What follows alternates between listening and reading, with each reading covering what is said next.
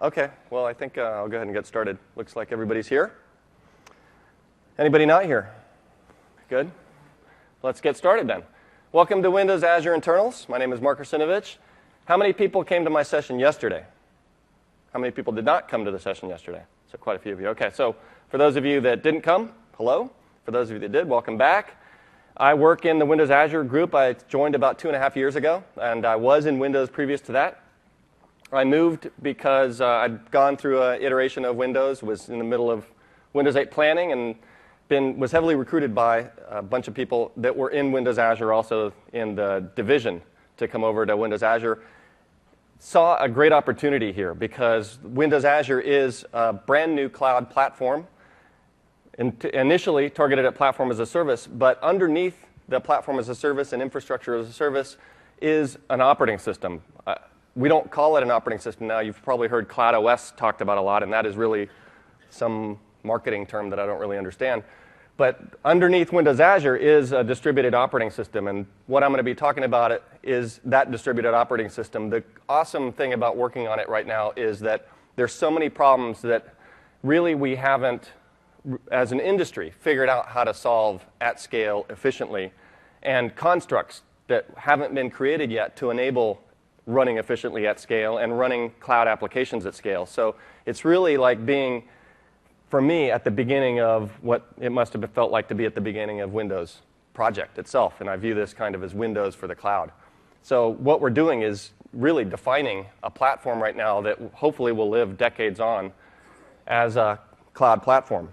In this session, I'm going to go behind the scenes of the way that we architect and run this cloud platform, and I've divided the agenda into these sections. It's a lot of material for 60 minutes, so I'm going to move kind of briskly through it. I sat down beforehand and I said, what should I cut out of the session to fit it into 60 minutes, and I just couldn't find anything to cut. So I hope you forgive me for moving a little quickly through some of these sections, just so that I can show you all the cool stuff that's in the presentation. I'm going to talk first about our data center architecture and how we organize that from a physical perspective, also a logical perspective. I'll then talk about how you deploy services, how services get from you producing them in Visual Studio to Windows Azure all the way down to an individual server and then get launched in a VM, that whole flow. How many people have deployed an application to Windows Azure? So quite a few of you have experienced what's going on when I say publish and I'm waiting 5 minutes, 10 minutes for that publish to happen. I'll tell you exactly what's going on behind that delay. Then I'll talk about inside the architecture of the Windows Azure virtual machines, so these IaaS machines, and contrast that with the way that we've architected the platform as a service virtual machines.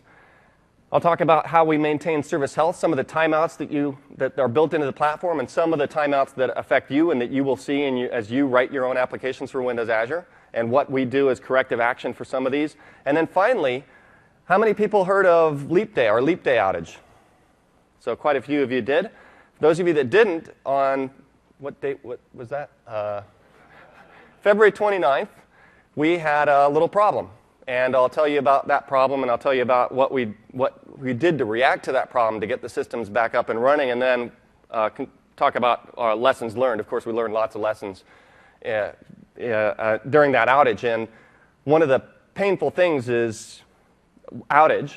One of the positives is things that you learn from an outage, because you never really know what you don't know until you run into something like that, and you discover things that basically assumptions you'd made that are invalid, and then that allows you to improve and not experience that kind of problem again. So this is a picture of a rack. This one's in my basement. My daughter is the IT admin for it. I'm just kidding. It's not.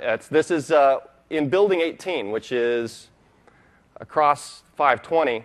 There's a test lab there, Building 18 test lab. We've got a number of Azure test labs. That's a rack from inside that lab where we test Windows Azure. And that rack represents a rack, one of many, many tens of thousands of racks we've got in data centers around the world. Today we've got 8 regions. If you go to the portal, you'll see 8 regions. The orange dots represent where they are. So we've got 4 in the US, we've got 2 in Europe, and 2 in Asia. We, up to this point, have a policy of creating regions with pairs in any geographic region so that we can do asynchronous copying of Windows Azure storage today, and in the future other storage like SQL Azure, to a pairwise data center for disaster recovery. And you can see blue dots, those represent other Microsoft data centers. We're building out Azure. There's a number of data centers we've got under construction right now. As you can imagine, from the time we pull a trigger on saying we need a new data center to designing the data center, speccing it, getting it contracted, finding the space, doing all the permits and everything, and then actually building it, then populating it with servers and deploying software into it is at least a year and a half process. So we've got a number of data centers under construction that will be coming online over the next year, and we've got a pipeline coming. We've got in the order of hundreds of thousands of servers right now in Windows Azure, and we expect that capacity will over double in the next year and a half. We were caught surprised by the demand for Windows Azure. And this is a kind of a good problem, but also a bad problem. I guess it's the better part of the two-way problem, where you, unlike what we delivered to you was the promise of infinite scale, where you just come to us and say, deploy this massive thing, and you get the resources that you need right when you need them. For us, there's a turtle at the bottom of that stack of turtles, and that's us, and we actually have to build the servers, and we have to, if we err on capacity planning over or under what the demand is, we run into problems. If we're under, we run into what we just did, where we capped Chicago and San Antonio, so new subscriptions cannot deploy there. And if we're over, we end up with lots of servers sitting around costing us tons of money because they're unused. So we try to play this game of getting as close as we can. We underestimated San Antonio and Chicago are capped right now. We are working on adding capacity so that we will uncap them. But that's part of our learning process, and that's just because the demand caught us by surprise. When it comes to the software architecture in the data center, the component that I most closely work on, and I work on an Azure core team, so that includes networking, storage, fabric controller, data center architecture, is the fabric controller, which is really like the kernel of the cloud operating system, the cloud distributed system. And I've got actually a drawing there comparing single server operating system with a fabric controller distributed cloud operating system. If you look at an operating system that runs on your Windows 8 devices, that operating system is responsible for managing the hardware resources and virtualizing them and doling them out to the applications that want them. It's also responsible for defining what is an application. And as you know, in Windows 8, that definition of a Windows application was extended to include these new type of whatever you call them, apps, Windows Store apps, I think now we call them. And that is defined by the operating system. Same thing with the fabric controller in Windows Azure. It is responsible for provisioning the hardware, bringing it up, booting it up, creating virtualized resources on top of it, giving them out to applications, as well as defining what is an application. If you take a look at what the fabric controller consumes as what it should be managing, there's XML files that represent the data center physical layout and the IP addresses, the logical IP addresses that are assigned to them. This is datacenter.xml, and this file is given to the fabric controller to say, fabric controller, you are a cluster, and we name these clusters of about 1,000 machines. You are a cluster foo, and you are going to manage the blades on this cluster. And one of the clusters that I'm going to be playing with throughout this demo, or throughout this talk, is CO2 stage app 02. I can't play with the production one. The stage there in that name means that it's for staging, for testing. And so it's kind of a toy setup where we toss components into it and stress test them. It's on older generation hardware, so what you're going to see is older generation hardware when I look at it. But it's the one that I think you'd all feel uncomfortable if I was sitting here going and messing with production data center resources. But so this is, for example, the machine pool, routing entries for the load balancers in that cluster. And if I go down, we're going to find here blade locations and blade IP addresses and blade IDs that we assign. And this allows the fabric controller to talk to those blades through power distribution units that let it power on and off those particular blades through those IP addresses that are assigned to it. So that's one, and you can see the TOR here and the address of the TOR, the top of rack router. So all of this is what's fed into the fabric controller as one of its inputs. Of course, the other input is the application. Now, the fabric controller itself, when it gets assigned this cluster of 1,000 servers, and by the way, we divide the data centers into about 1,000 servers, logical units, for a number of reasons. The primary one being that it's kind of a bulkhead. If there's a problem in the fabric, either because there's a number of physical failures that cause the fabric to go down, or the fabric has a logical bug or configuration problem, only that 1,000 servers is affected. So it stops the problem from affecting other clusters in the data center. So we get fault isolation. And this is one of the design principles that I encourage you to think about when you build your applications and scale them out, is to try to isolate and partition so that if you do experience failures, and you will, you are able to isolate those failures and contain them and stop them from affecting your entire application. Inside the fabric controller itself lives in the data center on a number of servers. Today, our fabric scales out to 5 instances. So it's a stateful application. It's much like any other Windows Azure application, like the ones you build. It's made of roles, and it actually deploys itself. So fabric controller knows how to start itself up and scale itself out and then manage itself and then heal itself if there's problems.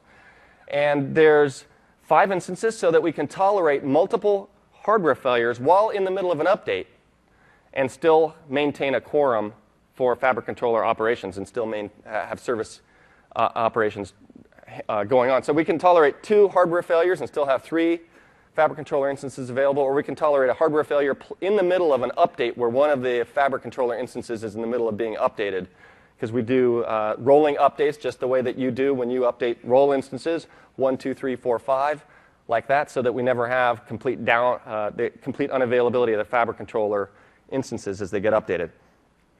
The fabric controller, let's go take a look at the fabric controller. I'm using a little diagnostic command line tool that we use when we run into problems or in the data center, or when we're debugging our own code and we've got a simulator that simulates the fabric controller or data center, and we run this FC client tool, which connects to the fabric controller that's managing a particular cluster.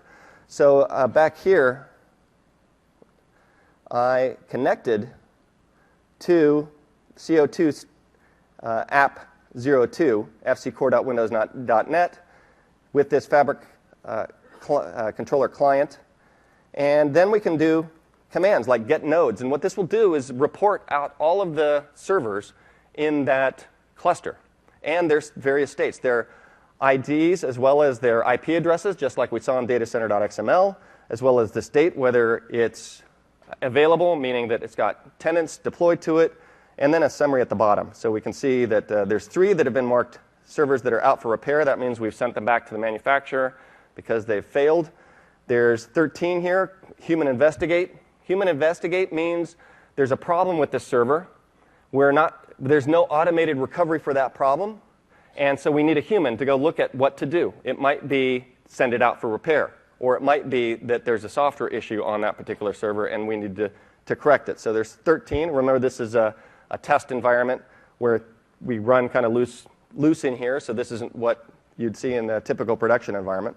So that's the fabric controller front end talking to the fabric controller. If you take a look at the data center network architecture, which is, of course, very important, one of the learnings that we had when we developed Windows Azure is we started with this topology that's there on the left. It's a very typical multi-tier data center architecture. Probably if you've got your own data centers or your colos, they're organized this way, which is to over-provision as you go up the stack. So the servers there and racks at the bottom, then they've got TORs, they've got aggregators, they've got aggregation load balancers, access routers at the very top, data center routers. And one of the problems that we ran into with this is that this is a very nice architecture that was originally developed for applications like Hotmail and Bing, which are very what are called north-south traffic heavy, traffic coming from the servers out to the outside world. In Windows Azure, we've got a very east-west kind of traffic pattern where there's lots of compute talking to storage and compute talking to compute. And so this isn't good for that because you're making these hops up and down the network to get from one server in one rack over to the other side of the data center. You can see you're going actually all the way up to the data center router and then back down. Many hops. And the network bandwidth is highly over-provisioned at the very top. It's 120 to 1 at the very top of that over-provision. And the amount of aggregate east-west bandwidth in that architecture is 120 gigabits. So only 12 10 gigabit servers saturate that east-west traffic. Now, this architecture over here is one that we've just recently been moved to over the last year. We've almost completely upgraded all our data centers to this. We call them the Quantum 10 architecture. It's a clause network. There's fully bisected connections between all of the servers. So there's a dedicated route, basically, non-over-provisioned between any one server and any other. So server talking A in one side of the data center talking to server B, if nobody else are talking to those servers, have their full bandwidth through 10 gigabit bandwidth from east to west. And the aggregate bandwidth, east-west, is pretty big. So that's the architectural change that we've made to accommodate this. We're working on now Quantum V2, Quantum 10 V2, which is it's larger because this scales out to roughly 50,000 servers, and we need to scale out bigger than that. So a tip. Now, one of the software constructs that we've got used to be a hardware construct is the load balancer. You saw references to the load balancer in datacenter.xml. And one of the problems with the load balancer, the hardware load balancer, is that they, first of all, were very rigid. So they had issues like they could only remember a certain number of routes. They could only store a certain number of ACLs on them. And we were hitting those limits really hard on these from a well-known network vendor. And so we decided to go into what everybody's doing is software-defined networking and create our own software-based load balancers. We call it SLB, Software Load Balancer. And Software Load Balancer gives us that flexibility to add our own load balancing policies. It gives us ability to scale it out. It's actually a Windows Azure application, just like your applications. And so we can scale it out. If we need more bandwidth through the Software Load Balancer, we add more VMs, more instances to the SLB. I'm going to show you the kind of difference that you can get, though, if you go send your traffic from one VM to another through the SLB versus bypassing the SLB, just to give you an idea of one potential performance optimization you might want to make. So I've got one VM here. It's in a cloud service with another VM that I'm going to connect to. And I'm going to run a little utility. And I actually made this utility just for this demo. Well, actually, I made it for other reasons, but it's useful for this demo. How many people have heard of PSPing? Just a few people. It's a tool that I released on sysinternals just about a month ago. And what I'm going to do is set up, so this is a tool that might be useful for you if you're doing networking testing. What I ran into is that the ping utility does ICMP pings built into Windows. It's not sub-millisecond resolution. And there's no built-in Windows tool that will do pings, basically TCP connection pings against a TCP port. There's no built-in Windows tool that will do bandwidth testing between 2 points or latency testing between 2 points. There's tools that Windows had that I was using previously that are really cumbersome to set up. So I said, well, heck with it, I'm just going to write my own tool. So I wrote PSPing, and it's really easy to use. You tell it here on the server side what IP address and port you want it to listen on for commands. So this is for doing latency or bandwidth tests. And now it's just going to sit here and waiting for clients to run tests on it. Now on this other side, there's two ways that I can hit this machine. Because they're in the same cloud service, I can address the machine on the left from the machine on the right using its dynamic IP address, its internal data center IP address, which isn't publicly routable. It's not visible in the outside world. Or I can hit it through the software load balancer, which has a publicly routable IP address. It's the cloud services IP address. Here, this 10.address gives it away that I'm hitting the DIP. So if I hit the DIP, and what this is doing is saying, let's do a latency test. Let's do 65,000 iterations. Let's have the other side send us, so this side will be the receiver. And actually, I don't really need that, but either side, it's going to work the same way. But this will test if you've got asymmetric routing from the target to the source. The number of iterations, sorry, that's the packet size, 64K. And the number of iterations, 10,000. And then here's the target IP address, which matches over here. It's listing on its DIP. And then I press that. And what it'll do is both sides are going to spit out the latency result. And you can also specify that you want it to spit out a histogram, too. So if you want to see latency variance over time, or bandwidth over time. So there's the average. This is going through the SLB. It's going direct DIP to DIP is about 1 millisecond. Now, if I go through the dynamic, the VIP, and where did I get that VIP? I got it from up here. So if I go to this page right here, you can see the public virtual IP address is right there, 168.162.10.7, and I can do 168.62.10.7, and then hit the other side again.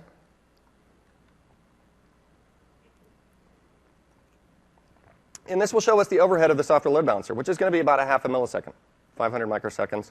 It varies between 300 and 600 microseconds. And so, well, actually, that's higher than I normally see. So, but typically, it's between 3 and 600 microseconds. Let's see if I get a different answer this time.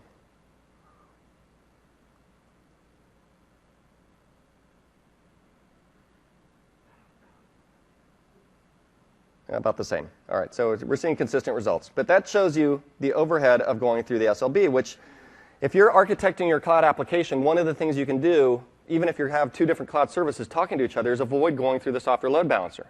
And you can do that by creating a VNet that connects them, and then they can talk directly through their DIPs. And that is what I talked about in my session yesterday about saying better performance if you bypass the load balancer.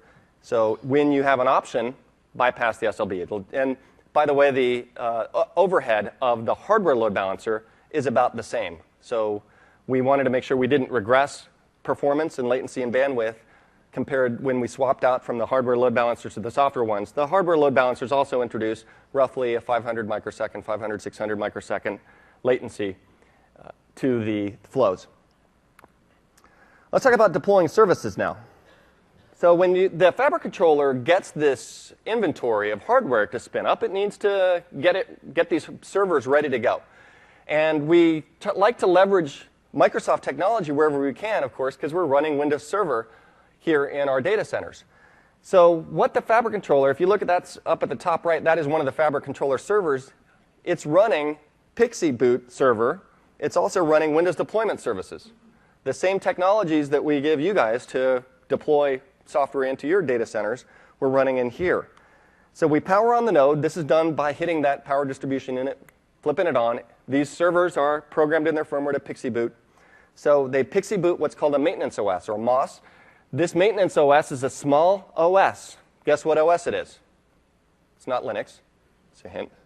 It's what? It's BSD? No, it's not BSD. Wes Miller? WinPE, there. Wes Miller over there, he used to work on the Windows PE team at Microsoft. So this is Windows PE, which is a small, stripped-down version of Windows. This actually has an agent that formats the OS, the disk, and then talks to the Fabric controller to pull down a VHD.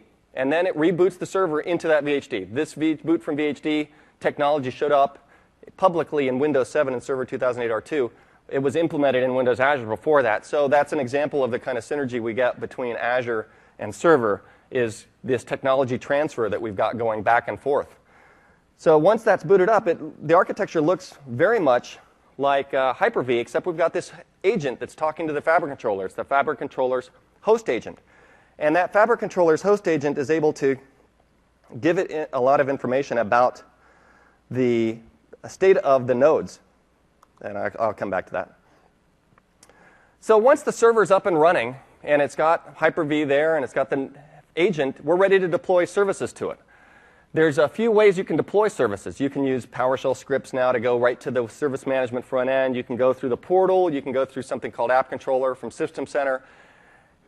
The way that you do it actually influences the traffic, the way that the package, that your service package gets into the system.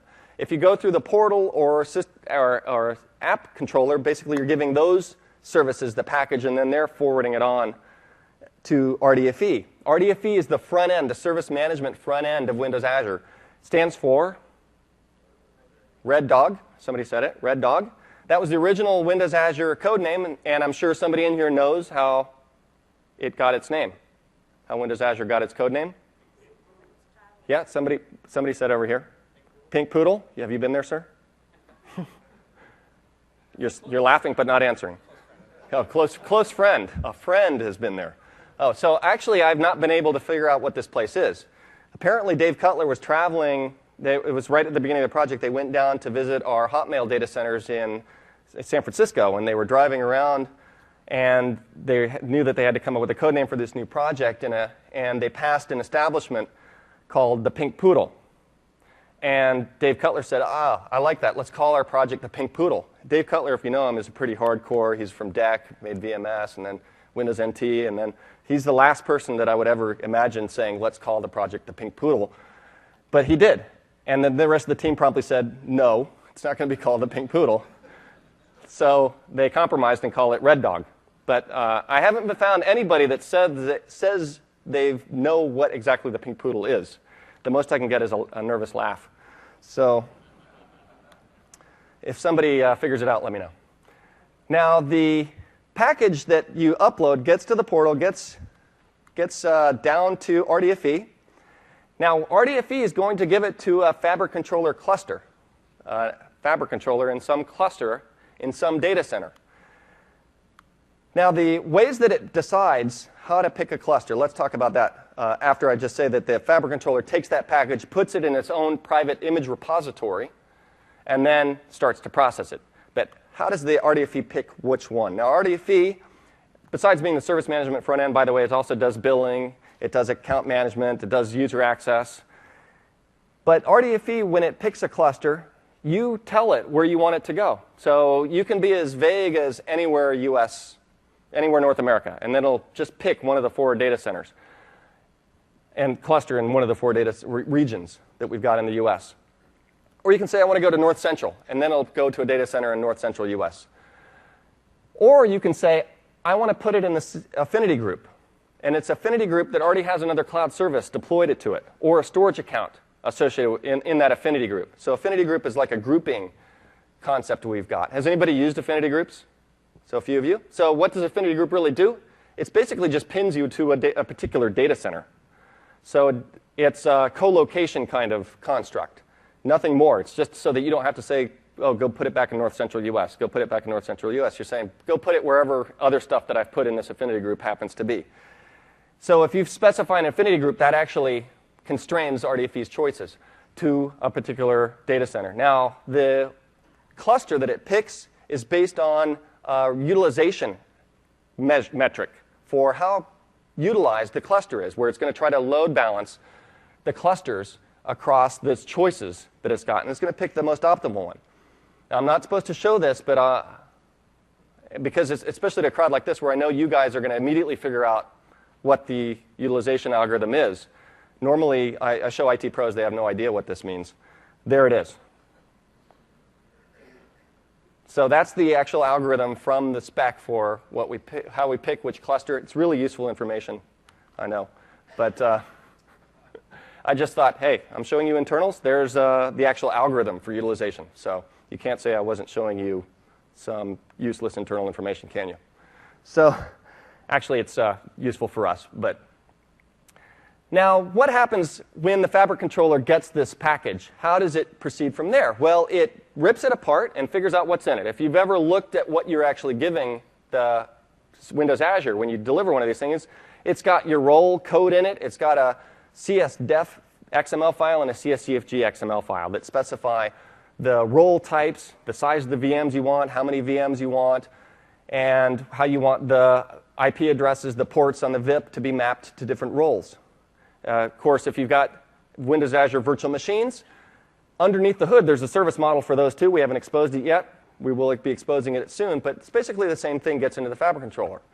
So the Fabric Controller figures out, based on what's in there, how many VMs it needs, and what are the constraints on those VMs. Constraints being things like, what size do you want? If you want an extra large VM, Well, it's got to go find servers in the cluster that can fit your extra large VM. If you want extra small, it can pack you with other extra smalls on a particular server. And then it also has to configure the networking topology to wire up your instances, those VMs, to talk on their own private VLAN, because one of the security aspects of Windows Azure is you're isolated network-wise from everybody else running in the data center. So you're on your own private VLAN, your VMs of your cloud service.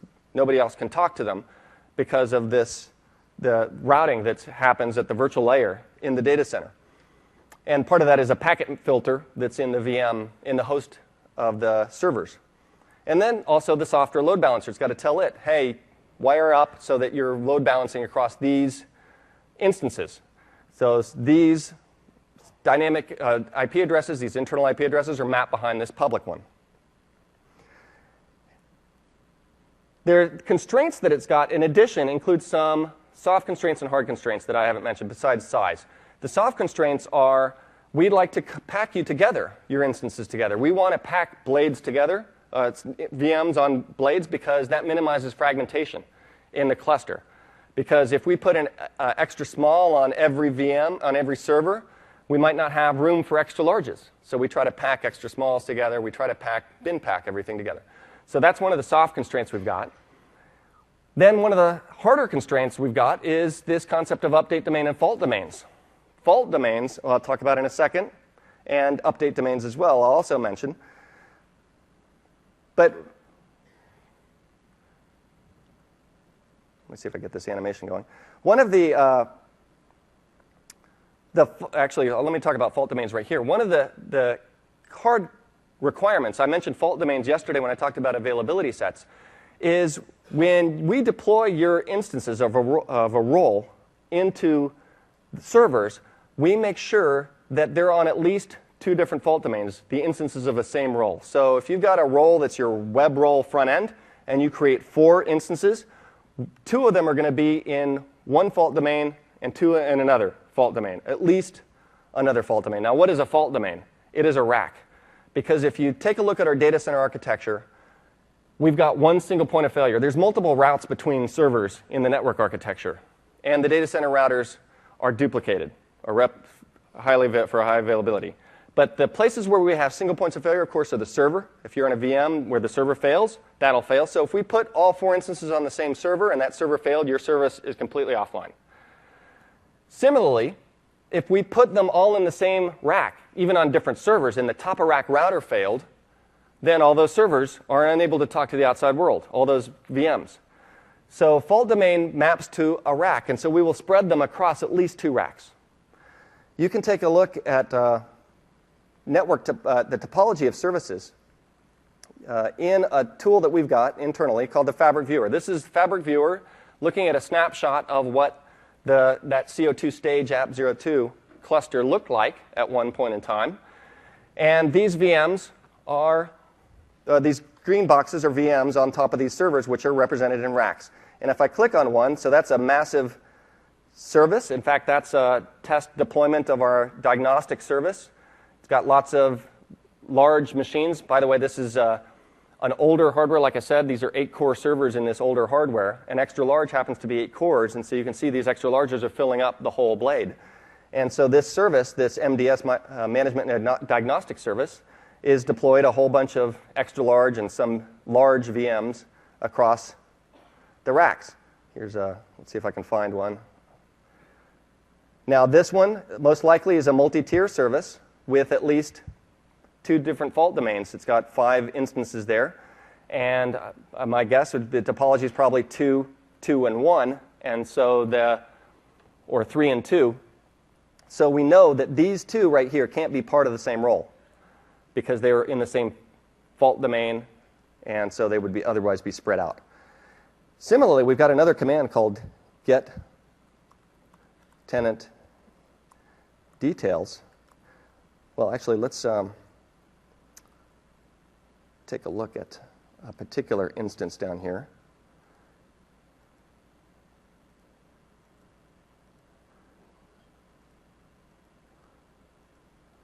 Let me see if this guy's still in the cluster.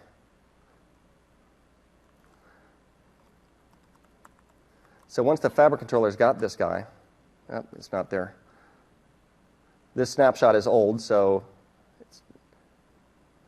and I found a guy earlier. Where'd he go, actually?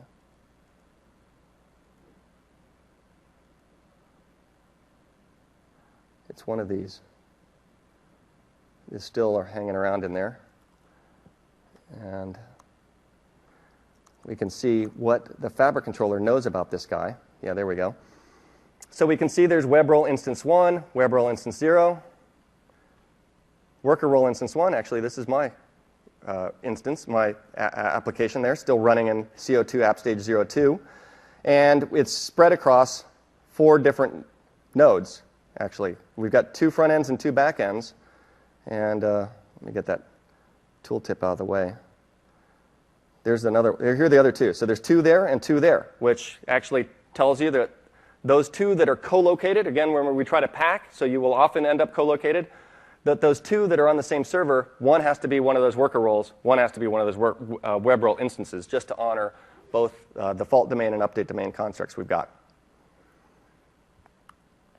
So deploying a service, you can already get the idea, but this is similar. We've got 3 web role front ends that are large, so those same size of servers here. Larges are 4, and you can see that it's been deployed to 3 different servers in 3 different racks, and then finally the load balancer will wire the things up. So that's what actually will be happening underneath the hood behind that service that we saw.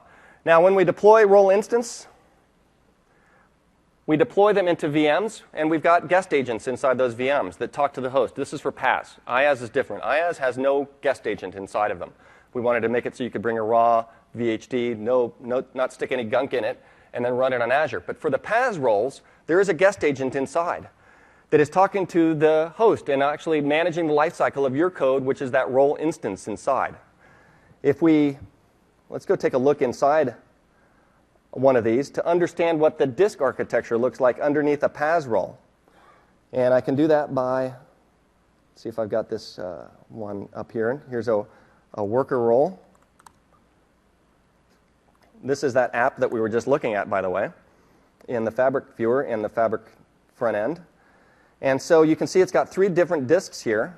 It's got a D, a C, and an E. The C is the operating system disk.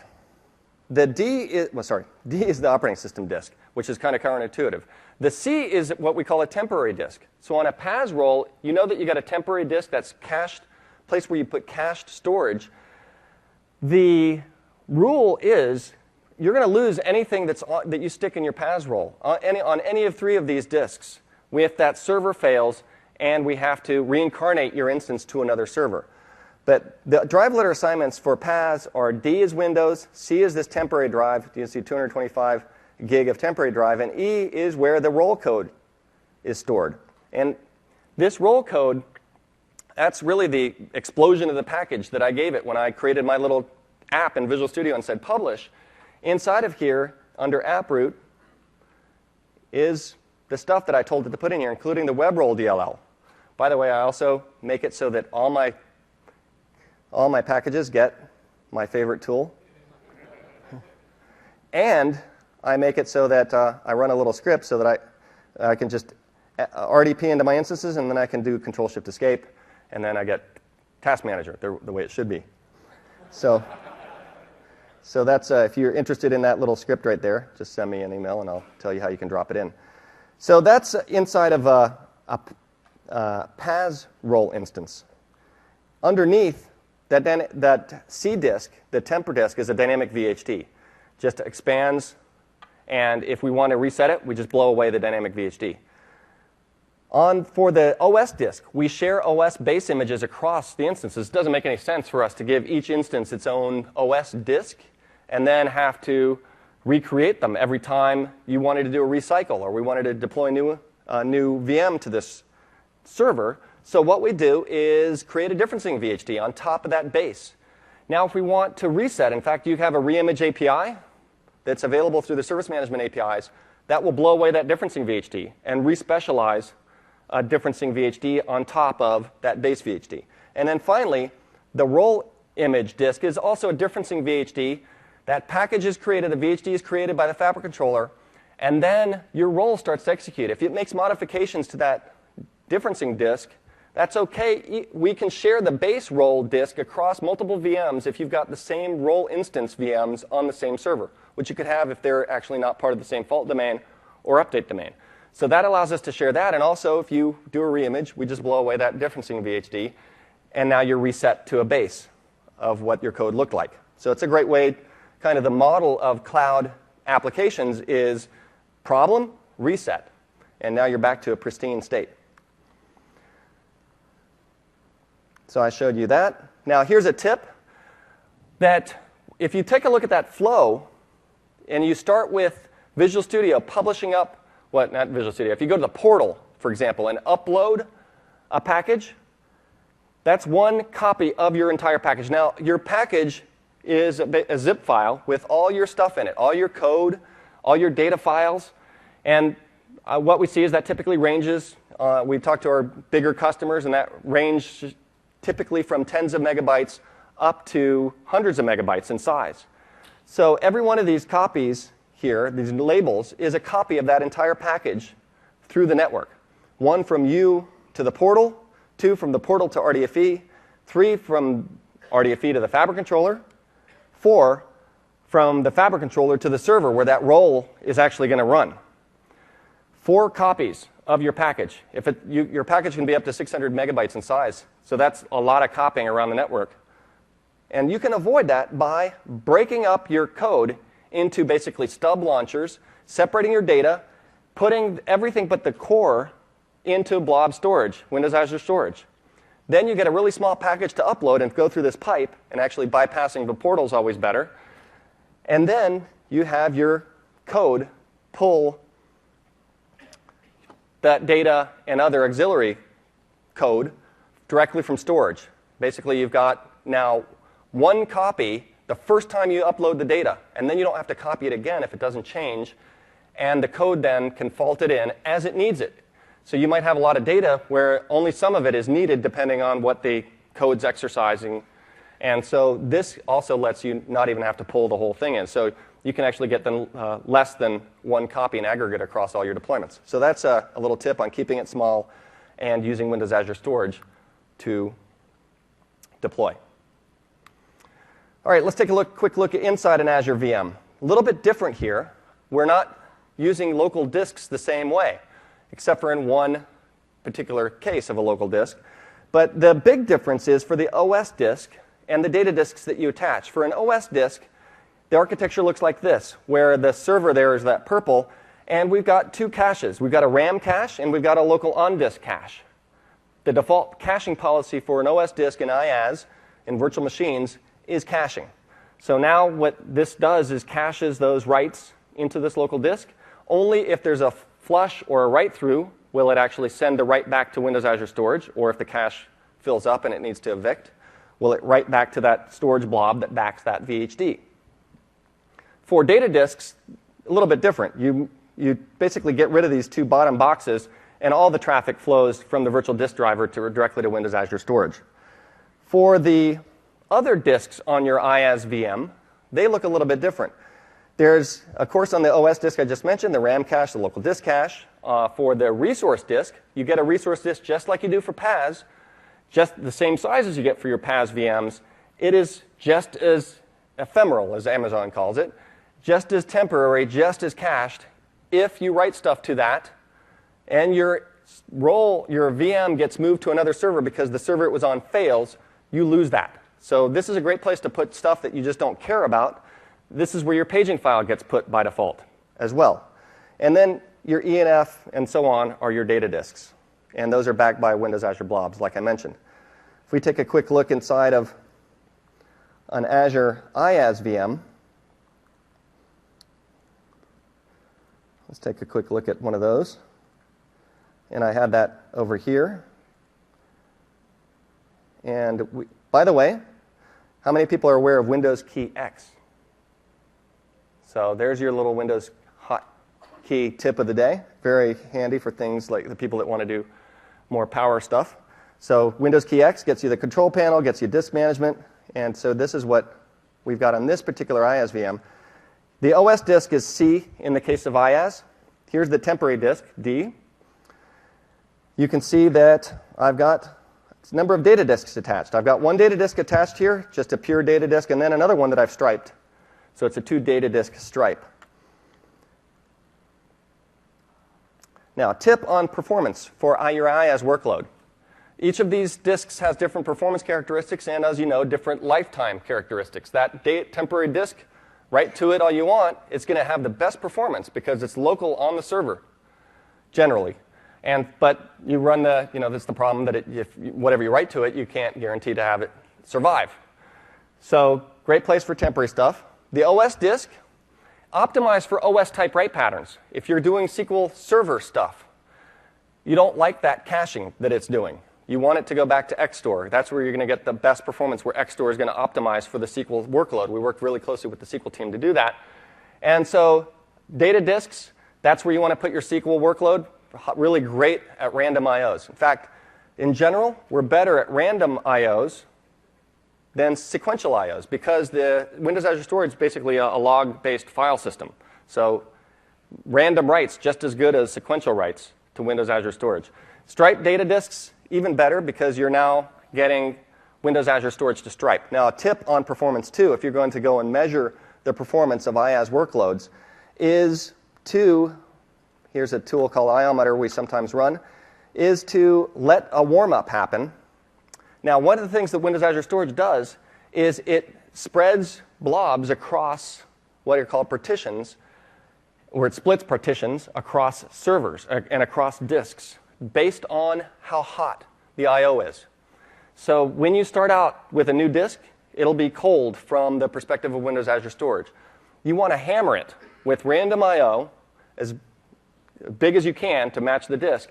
And what Windows Azure Storage then will start to split the partition across different disks in the data center. It does 4 to 5 splits that we're always tuning the algorithm, and it does it over the course of about an hour. So you get the best performance basically after you hammer things for about an hour. Now I've got this iometer thing pointing at different types of disks to show different kinds of IOs. And the one that I want to show you real quick is the data disk to show you what kind of data disk IOs you get. And so unfortunately this interface is really horrible, but that's putting it nicely. So I've got to remove these. It's my XStore workload, which is 30% write, 60% read, totally random IOs. And now we're going to be hitting the F drive, which is that one disk. I haven't warmed up the stripe yet. We came back to this VM. I haven't messed with it in a few weeks. And what happens if you let the I/O go cold is that Windows Azure Storage will start to re-merge the partitions. And so your I/O will start to go down unless you're hammering the disk.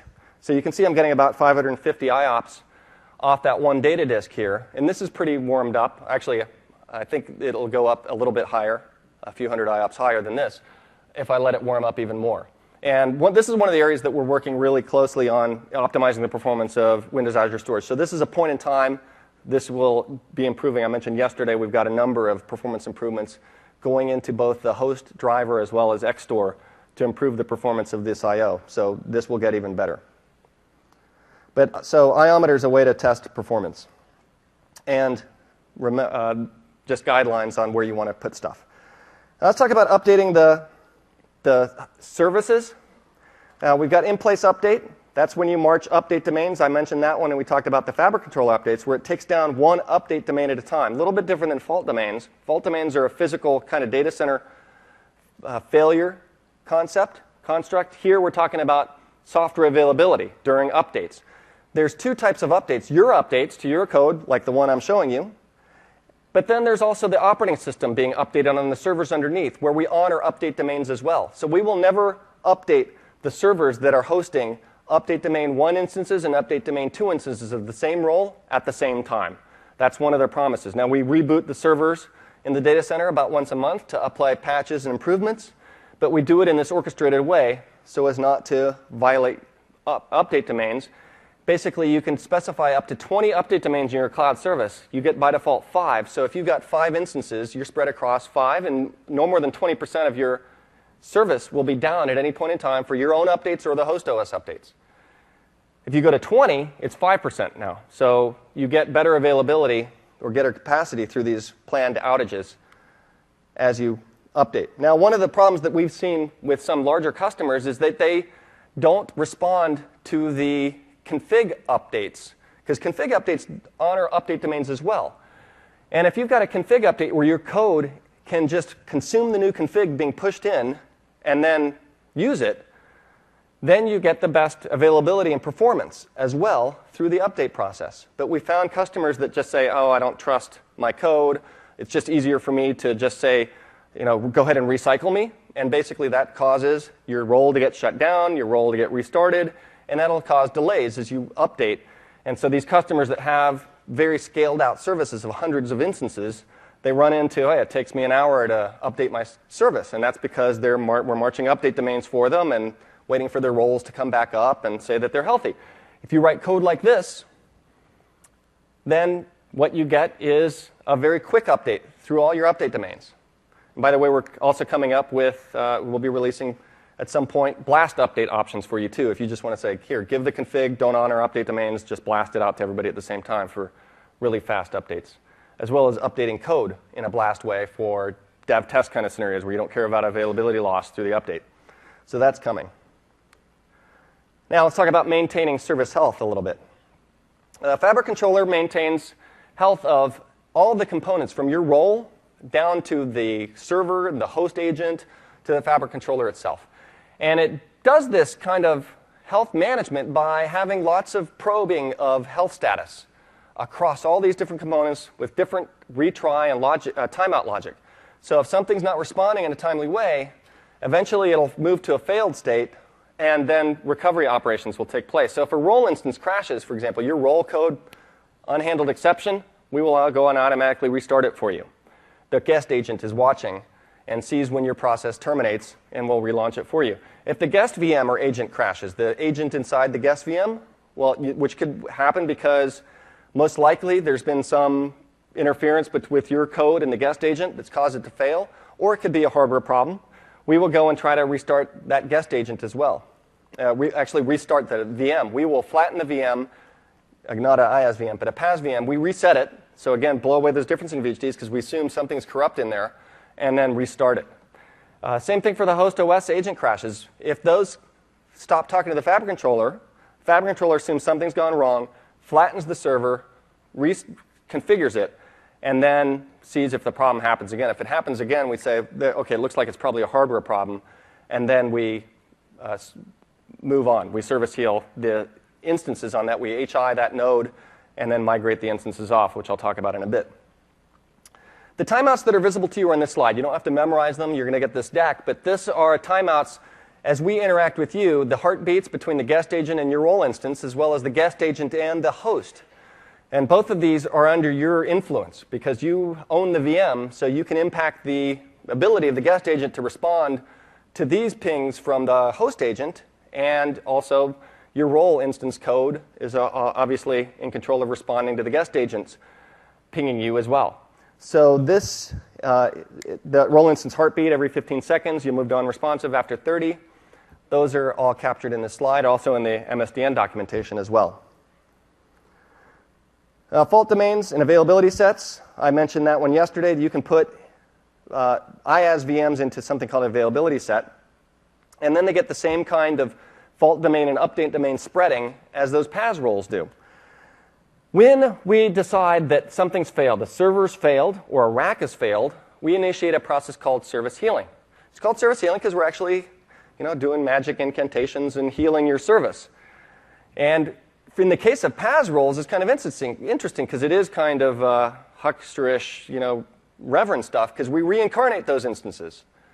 We say, well, that instance over here, web role instance 0, died on a server. We're going to, poof, reincarnate over here on our instance 2. So the Fabric Controller then deploys that role code to that other server and restarts it. We make sure that the first instance is off first, so you don't run into a case where you've got more than instances or 2 instances in your application saying, oh, I'm web role instance 0. No, I am web role instance 0. So that's where we actually physically shut down the server to stop that thing from having any communication with the outside world. This bottom node, that is why you lose that resource VHD, because we don't move it. It's there on that server that's failed. So any data that you wrote to it, basically inaccessible at that point. The service healing looks like this. And actually, I'm not going to show you in this diagram. I'm going to show you in the Fabric viewer what service healing looks like. So this is a snapshot of this cluster at a particular point in time. Now, 2 snapshots across me running SC client and failing a node, because there's commands where you can say SC client set node health to failed or human investigate, and that will make it red, just like those other ones, and then trigger service healing. So see if you can spot the new red one as I flip. You can see it's that bottom one, fourth rack over, is the one that I HI'd. And when you click on these, so that's my app, the one that we looked at in Fabric, we looked at in the FC client, and you'll see that it moved. Those 2 instances moved up to the top there, here, and they got service healed. So part of service healing is shutting that first server down, restarting the code on that other one, and then wiring up the load balancer and dynamic IP addresses to reflect the new place. All right, so tip here. 3 is better than 2. Now, we tell you your SLA is 99.95 if you get 2 instances behind a load balancer talking to the outside world. And that kind of that's our SLA guarantee, 4 hours of SLA. But if you are updating your code, you're interfering with that SLA because you're having us march update domains taking down your instances. So if we take down one of your instances to update it, and your other instance is on a server that then fails at the same time, you are now completely out.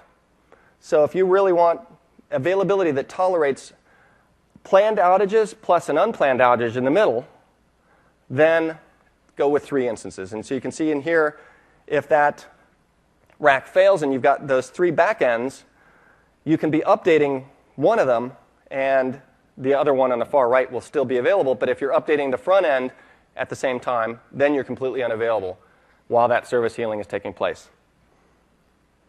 All right, so I'm going to conclude by that tour of one of the less auspicious moments in the Windows Azure history books, the one that we like to view as turning lemons into lemonade at this point, and give you a behind-the-scenes look of what happened. So anybody know what triggered the leap day bug? Yeah? Certificate expiration, that's correct. It's actually, the real root cause is this line of code right here.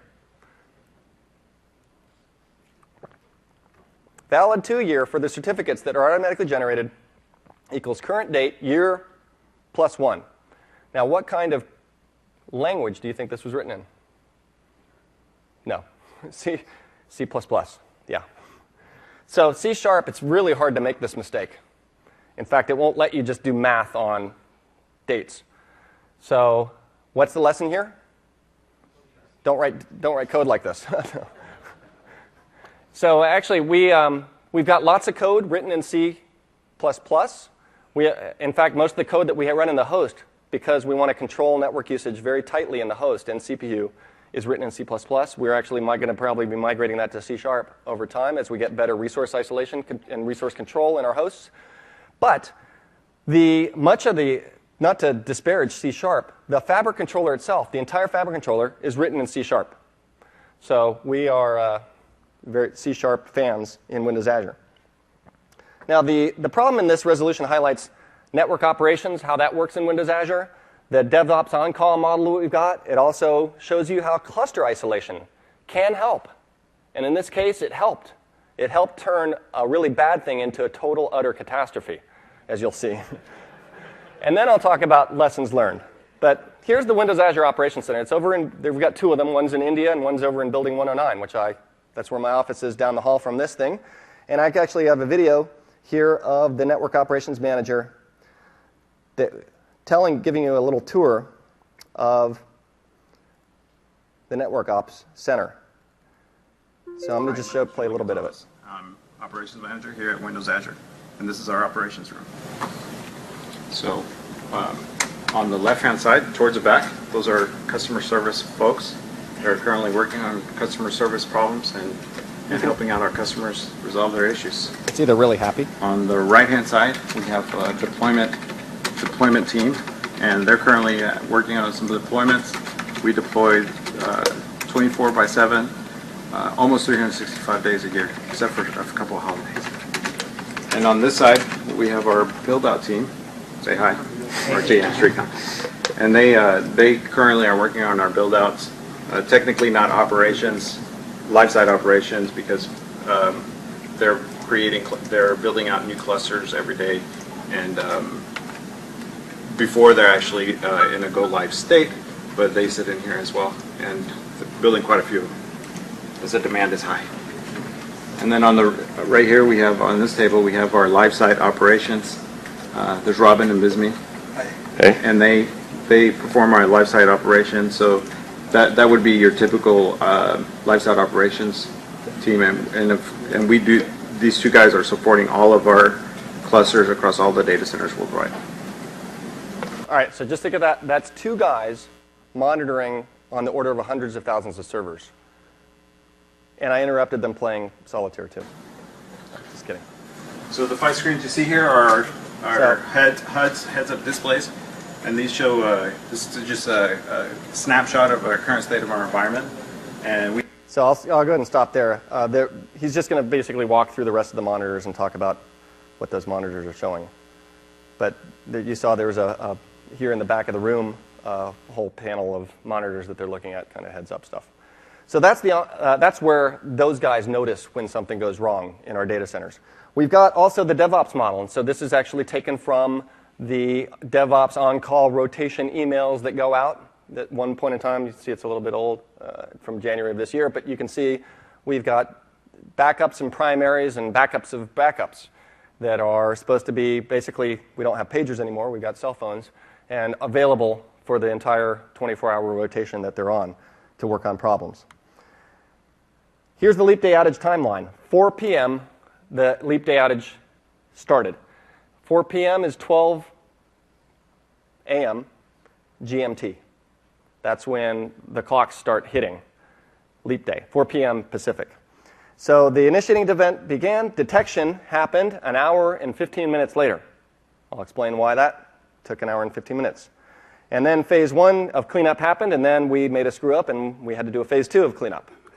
Let's talk about how this happened. So when we started Healthy VM, the guest agent starts up and creates what's called a transport certificate that allows it to have secure communications with the host agent and sends it over the public key. That cert is generated dynamically by the guest agent. When it tries to create a cert that has an invalid expiration date, like one caused by that line of code I showed you, the cert creation fails. And at that point, the guest agent throws up its hand and says, okay, that wasn't supposed to happen, and I guess I'm done. Nothing for me to do, and so it just sits there. Host agent is sitting there waiting for the guest agent to start. And so after 25 minutes, it says, something's really messed up with that VM. Let's go flatten it and restart it. And so it does that 3 times. So the results are going to be the same, assuming that the date hasn't changed. And so after 3 times of the guest agent just not responding, 25 minutes times 3 is what? 75 minutes, which comes to an hour and 15 minutes, by the way. And remember, it took an hour and 15 minutes for the problem to show up? Well, after an hour and 15 minutes, what we do is mark the node as human investigate. We say, that really is not supposed to happen, a VM failing 3 times. It's got to be a hardware problem, because it can't be software. And so we HI the node. We got a bad piece of hardware here. We should stay away from it and have somebody go fix it. And at that point, what process kicks in? One of the ones that I told you, when a server fails, service healing. So service healing, here's a service healing. Leap day starts. So we've got this cluster. we got some VMs that go bad because, by the way, the only time these certs are created is when a new guest starts up, a new instance starts up and has to generate the cert, which happens when you first deploy, also when you do an update, and when we do a host OS update as well. Guess what we were doing at the same time, by the way? Host OS updates. Well, in this case, we've got 3 that basically, let's just say that these were being updated. So the customer had updated those VMs with new role packages. They went bad, so we HI them. Then we service heal. And then 75 minutes later, boom. And then we just keep on going. So this is really a virus that we created inside our data center. We've got thresholds. So we've got automated reaction to many, many different types of failures in our data centers, in our software. But we only trust ourselves so far. And if we see recovery operations exceeding certain thresholds, we say, wait a minute, maybe the recovery operation itself has something to do with this, or we're just running away with recovery and actually making things worse, so let's put in breaks. And so we have breaks, or we had breaks. This particular break, we've improved the breaks, of 60 nodes. If 60 servers go bad in a cluster, well, that's probably not hardware failing. That's probably something we should look at.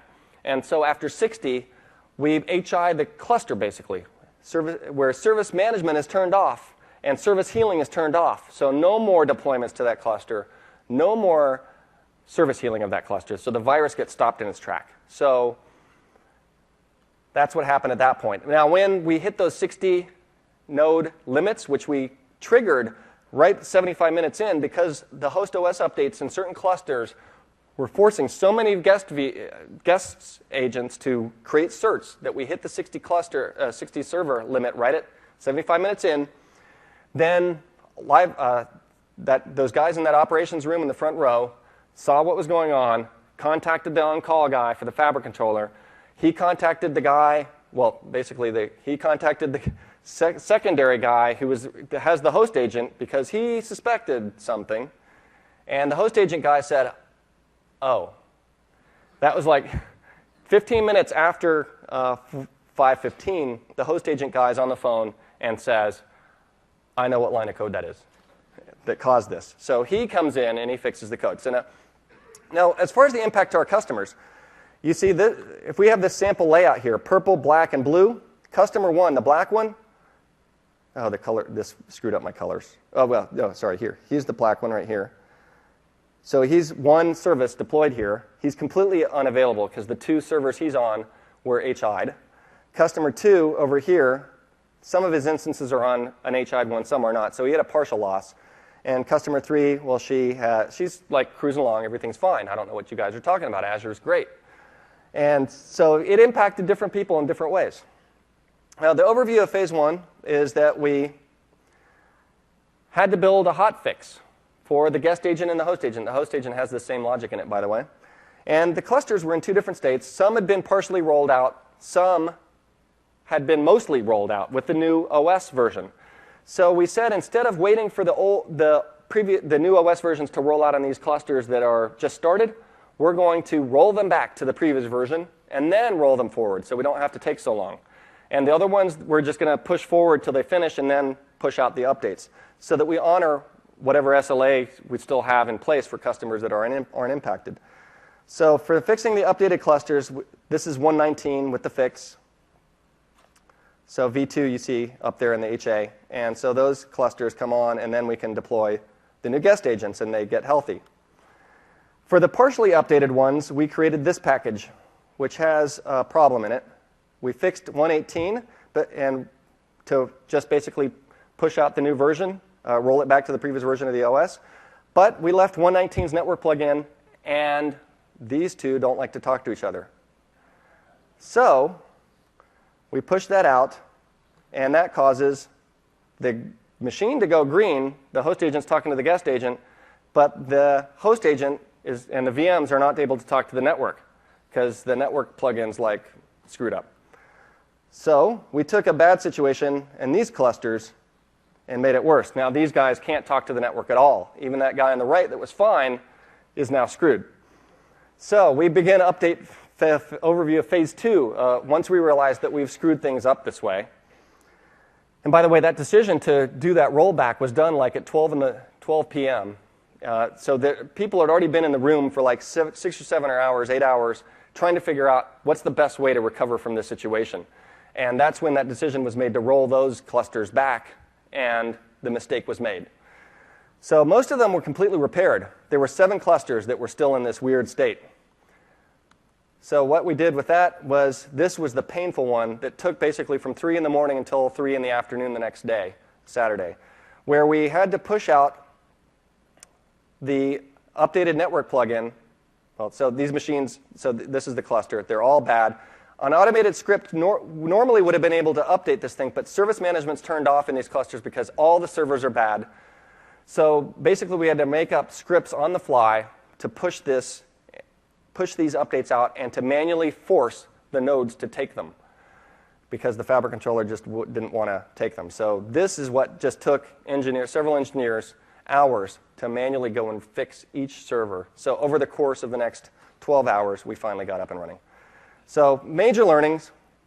Time is a single point of failure. That's what we learned. So we're working on a fix for that, by the way. No, actually, there's no fix, but that's a concern. We actually institute now, we've instituted even before this, a policy of nothing around weird days, nothing around the first of the year, nothing around holidays, because it's hard to get people's attention around the holidays. But we've added February 29th to that list. Cascading failures as a side effect of recovery. Well, you saw the way that we HI'd and caused that virus. We need a safe mode. And all of these, actually, we've gone and implemented, so we don't have leap day issues anymore. But these are what we did right after. Spent several weeks meeting every day to go over all the things that we needed to do to improve. And that brings me to the conclusion of the talk. I think that incident shows you that really highlights the DevOps model that we got, the monitoring systems that we've got, as well as the Fabric controller's architecture. The guest agent, the host agent, the cluster boundaries, the Fabric controllers, the service healing, all of it is wrapped up in that example, which fortunately we've learned a lot from. So that brings me to the conclusion of the talk. I hope you've gotten some useful tips for how you go about creating your cloud services and deploying them onto Windows Azure, and also gotten some interesting, what you might think is interesting information about the way our data centers are architected physically as well as at the software layer. And I hope you have very productive applications and experiences on Windows Azure. Thank you very much, and have a great build.